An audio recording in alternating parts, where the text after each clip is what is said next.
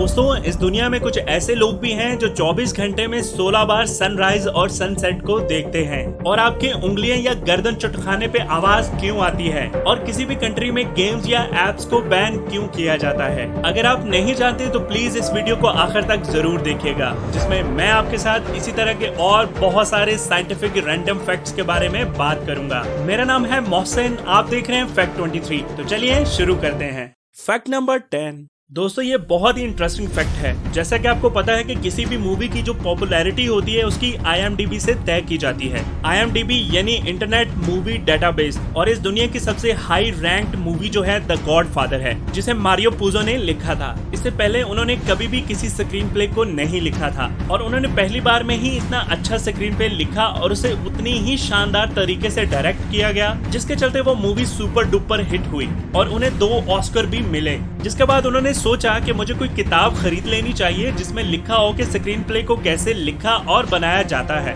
ताकि वो मजीद सीख सकें। और मजे की बात यह है कि जो किताब उन्होंने खरीदी स्क्रीन प्ले राइटिंग के ऊपर, उसके पहले ही चैप्टर की पहली ही लाइनों में लिखा हुआ था कि बेहतर स्क्रीन प्ले कैसे लिखा जाता है। आप एक बार द गॉडफादर मूवी को जरूर देखिए। ओह माय गॉड, जिस बंदे ने द गॉडफादर मूवी का स्क्रीन प्ले लिखा वही पढ़ रहा है किसी बहुत अच्छी किताब में कि किसी स्क्रिप्ट को बेहतर बनाने के लिए आप द गॉडफादर मूवी देखिए। है ना strange? What a saying.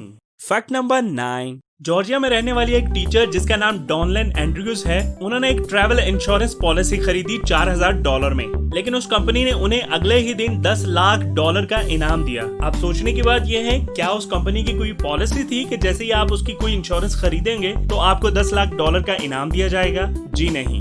Mostly क्या होता है कि जब भी आप कोई पॉलिसी लेते हैं या अकाउंट खुलवाते हैं या कोई भी ऐप डाउनलोड करते हैं, तो उसके सामने हमें कुछ टर्म्स एंड कंडीशन को पढ़ने या एक्सेप्ट करने के लिए बोला जाता है, जो कि एक लीगली प्रोसीजर होता है, जिसे नॉर्मली हम लोग इग्नोर करते हैं कि इतना लंबा अब कौन पढ़ेगा, है ना। तो ऐसे ही उस कंपनी ने भी अपनी टर्म्स एंड कंडीशन रखी हुई थी, जिसके 7वें पेज पे ये लिखा हुआ था कि अगर आपने यहाँ तक पढ़ा है तो कॉन्ग्रेचुलेशन, आप यहाँ पर दिए गए कोड को हमें सेंड करें तो हम आपको $10,000 का इनाम देंगे। तमाम लोगों में से जिन्होंने उनकी इंश्योरेंस पॉलिसी ली हुई थी, ये फर्स्ट लेडी थी जिसको उनकी टर्म्स एंड कंडीशन को पढ़ने और उसकी सूरत में उन्हें इनाम $10,000 दिया गया। अब आगे का लेक्चर तो आप समझ ही गए होंगे कि मैं क्या देने वाला हूँ। जी हाँ, पर्ची पर दिया गया हदायतनामा जरूर पढ़ें। Fact number 8। आपने बहुत बार देखा होगा कि गेम्स या एप्स को बैन कर दिया जाता है कंट्रीज में, जिसका सबसे बड़ा रीजन प्राइवेसी को माना जाता है। मतलब आपके मोबाइल में जो भी डाटा होता है उसे एप्स के जरिए चुरा कर किसी दूसरी बड़ी कंपनीज को बेचा जाता है। अब आप ये सोच रहे होंगे कि यार कोई कंपनी मेरा डाटा लेकर क्या करेगी, और डाटा असल में होता क्या है, वीडियोस, पिक्चर्स या कोई फाइल वगैरह। लेकिन असल में दोस्तों, डाटा आपकी हैबिट्स होती हैं। आप क्या देखना चाहते हैं, आप क्या देख रहे हो, और ये सब कुछ। और बहुत बार आपने ये नोट भी किया होगा कि जो आप देख रहे होते हैं उसी से मिलते जुलते एड्स या वीडियोस आपको दिखाई जाती हैं, जिसका सीधा मतलब ये होता है कि एक मशीन आपकी आदत को जानने की कोशिश कर रही है, और अगर वो ऐसा करने में कामयाब रहती है तो वो इंटेंशनली आपसे बहुत कुछ करवा सकती है।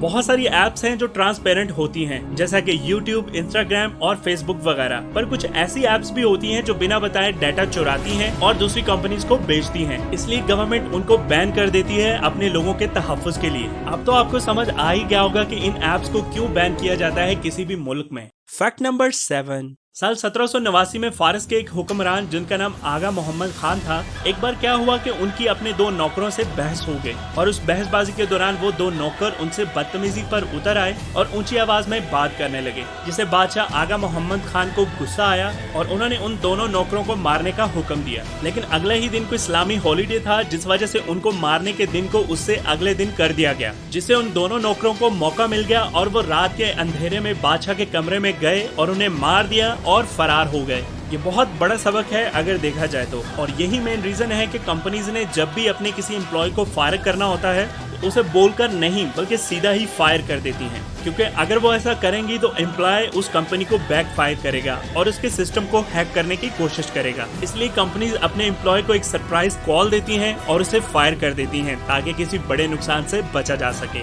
और यहीं पे गलती उस बादशाह ने की कि उसने उन्हें मौका दे दिया। अगर वो उन्हें मौका ना देता तो वो शायद अपनी जान ना गंवाता। Fact number 6। यूरोप के डॉग्स, कैट्स और बर्ड्स में और हमारे कंट्रीज के डॉग्स, कैट्स और बर्ड्स में कितना डिफरेंस पाया जाता है, कभी आपने नोट किया? मैं ऐसे ही एक दिन यूरोप की वीडियो देख रहा था, उसमें एक छोटा सा डॉग राह चलते इंसान के पास आ जाता है और उससे खेलने लगता है। तब मुझे इस बात का एहसास हुआ और मैंने सोचा कि ये फैक्ट मैं आपके साथ जरूर शेयर करूंगा। यूरोप में जब भी आप बाहर निकलोगे तो स्ट्रीट डॉग्स, कैट्स, इवन के बर्ड्स भी आपके पास आ जाएंगे और वो बिल्कुल भी आपसे नहीं डरेंगे। और हमारे मुल्क में जैसे ही आप बाहर निकलो तो सामने बैठा डॉग सबसे पहले खुद के लिए डिफेंसिव हो जाता है ताकि ये इंसान कोई हरकत ना करे। और परिंदों की तो बात ही मत करो, वो तो हर वक्त तैयार रहते हैं, बस कोई पास आया नहीं और वो उड़े नहीं। तो ये जो डिफरेंस है यूरोप और हमारे मुल्कों में, दरअसल वो कल्चर का डिफरेंस है। वहाँ पे डॉग्स, कैट्स और इवन के बर्ड्स की भी रिस्पेक्ट की जाती है और वहाँ पे बकायदा उन जानवरों के कानून भी मौजूद हैं। लेकिन हमारे मुल्कों में जिसका जो दिल करता है उन बेचारों के साथ करता है, और खास तौर पर स्ट्रीट डॉग्स वगैरह। क्या आपको नहीं लगता कि हमारे रवैयों को बदलने की जरूरत है? प्लीज मुझे कमेंट में जरूर बताइएगा।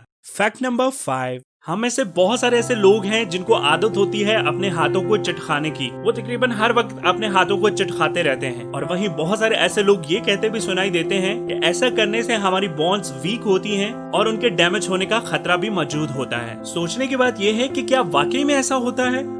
ऐसा नहीं होता। चलिए इसके पीछे की साइंस को जानते हैं। असल में हमारी बॉन्ड्स के फ्रिक्शंस को कम करने के लिए इनके दरमियान एक फ्लूइड बनता है जिसे सिनोवियल फ्लूइड कहते हैं, और यही फ्लूइड हमारी हड्डियों के जॉइंट्स में एक लुब्रिकेंट का काम करता है, जिसके अंदर काफी मिकदार में नाइट्रोजन, ऑक्सीजन और कार्बन डाइऑक्साइड भी मौजूद होती है। अब जैसे ही हम अपनी उंगलियों या गर्दन को चटखाते हैं तो उस वक्त हमारे जॉइंट्स पे एक प्रेशर बिल्डअप होने लगता है। जब ये बॉन्ड्स मोर क्लोजली होती हैं तो इनके दरमियान उसी फ्लूइड के ऊपर भी प्रेशर पड़ता है, जिसकी वजह से उस फ्लूइड में मौजूद गैस बबल के रूप में फटती है। ये वही आवाज होती है जो हमें अपनी उंगलियां या गर्दन चटखाते वक्त सुनाई देती है। तो दोस्तों याद रखिए, हमारी उंगलियां या गर्दन चटखाने से जो आवाज आती है वो हमारी बॉन्ड्स की नहीं, बल्कि उनमें मौजूद गैस बबल्स के फटने की आवाज आती है। और रिसर्च से ये बात साबित हो चुकी है कि ऐसा करने से हमारी हड्डियों के ऊपर किसी भी किस्म का कोई फर्क नहीं पड़ता। इस बात को हमेशा याद रखिएगा। फैक्ट नंबर 4, ये इमेज बहुत सबक अमेज है। इसमें एक चूहा जार के ऊपर बैठकर खाना खा रहा है क्योंकि उसे खाना खाने को मिल रहा है,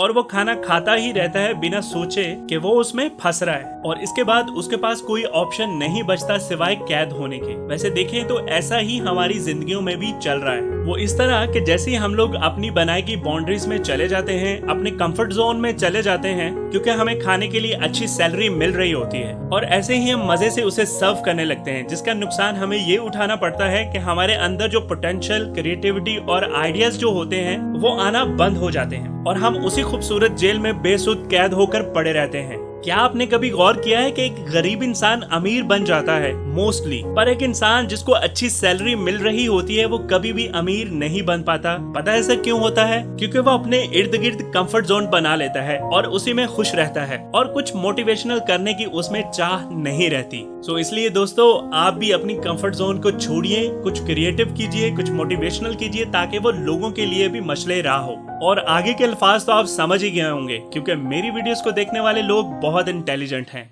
फैक्ट नंबर 3, न्यू जर्सी के रहने वाले तैयब स्वामी एक दिन दुकान पर गए और वहां से एक ऑरेंज जूस खरीदा जिसकी कीमत $5 थी। जब वो उस ऑरेंज जूस को घर लेकर गया तो उसकी वाइफ ने बोला कि ये बहुत महंगा है क्योंकि मैंने इसे और दुकान पर जस्ट $2.5 में देखा था, जाओ और इसे वापस कर दो। वो आदमी गया, जूस को वापस किया, अपने $5 लिए और दूसरी दुकान से उसी जूस को $2.5 में खरीदा, और बाकी बचे $2.5 से उसने 2 लॉटरी टिकट खरीदे जस्ट देखने के लिए अपनी लक को। और दोस्तों, आप ये सुनकर हैरान हो जाएंगे कि उसने इन 2 लॉटरी टिकट से $315 मिलियन जीता, और ये कोई थोड़ी सी रकम नहीं है। ऐसा होना बहुत ही रेयर है और इस इंसान को आप दुनिया के लकी इंसानों में से एक मान सकते हैं।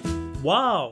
फैक्ट नंबर 2, दोस्तों, आप 24 घंटे में कितनी बार सनराइज और सनसेट को देखते हैं? तो आप कहोगे, अरे भैया क्या हो गया है, एक बार ही तो होता है 24 घंटों में। पर अगर मैं आपसे कहूँ कि इस दुनिया में कुछ ऐसे लोग भी मौजूद हैं जो 16 बार इस नजारे को देखते हैं, तो क्या आप यकीन करोगे? अगर हाँ तो बहुत अच्छी बात है, और अगर नहीं तो याद रखिए दोस्तों, मैं आपसे झूठ नहीं बोलता और हर बात आपको पूरे सबूत के साथ बताता हूँ। दरअसल इंटरनेशनल स्पेस स्टेशन पे मौजूद साइंटिस्ट 24 घंटों में 16 बार सनसेट और सनराइज को एक्सपीरियंस करते हैं, जिसकी सबसे बड़ी वजह उस स्पेस स्टेशन की ट्रैवलिंग स्पीड है जो तकरीबन 27,520 किलोमीटर फी घंटा की रफ्तार से जमीन को ऑर्बिट करता है। और अगर इसकी स्पीड की कैलकुलेशन की बात करें तो ये हर 90 मिनट में एक बार जमीन के गिर्द अपना चक्कर मुकम्मल करता है। और इन्हीं 90 मिनट में वो एक बार सनराइज और सनसेट को भी देख पाता है, जिसके चलते इस पे मौजूद लोग इस खूबसूरत नजारे को 24 घंटों में 16 बार देख पाते हैं, जो कि अपने आप में बहुत अमेजिंग, यूनिक और हैरान कर देने वाला फैक्ट है, क्योंकि कुछ ही लोग इस नजारे को देख पाते हैं। सच में that's amazing.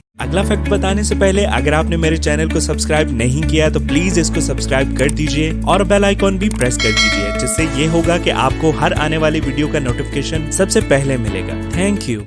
Fact number 1, Harvard university में काफी रिसर्च और स्टडी के बाद ये बात सामने आई है कि किसी भी कंपनी में बहुत स्किल्ड और चालाक वर्कर्स अगर काम कर रहे हों तो वो एक दूसरे से आगे निकलने की दौड़ में लगे रहते हैं और एक दूसरे से जलन महसूस करते हैं और लेस कोऑपरेटिव होते हैं। और आपको तो पता ही है कि अक्सर ऐसा होता भी है। इंटेलिजेंस तो मौजूद हो उनमें, लेकिन वो कोऑपरेटिव ना हो। और दूसरी तरफ एक कंपनी में कम इंटेलिजेंस लोग हों पर उनके दरमियान में कोऑपरेशन बहुत हो, वो एक दूसरे को सपोर्ट करने वाले हों, मतलब टॉक्सिक ना हो। तो फ्यूचर में इन कंपनीज को अगर कंपेयर करें तो हाईली कोऑपरेटिव और लेस प्रोडक्टिव पीपल जिस कंपनी में काम कर रहे होंगे उसके कामयाब होने के चांसेस ऑलमोस्ट 100% होंगे, rather than हाईली इंटेलिजेंस और लेस कोऑपरेटिव पीपल के। सो इसलिए दोस्तों आप भी अपनी सोच को मुस्बत रखिए, कोऑपरेटिव होइए और एक दूसरे की हेल्प कीजिए। और अगर हो सके तो प्लीज मेरे चैनल को भी सब्सक्राइब कर दीजिए। इसी के साथ अपना बहुत ज्यादा ख्याल रखें। आपसे इंशाल्लाह मुलाकात होगी नेक्स्ट वीडियो में। खुदा हाफिज।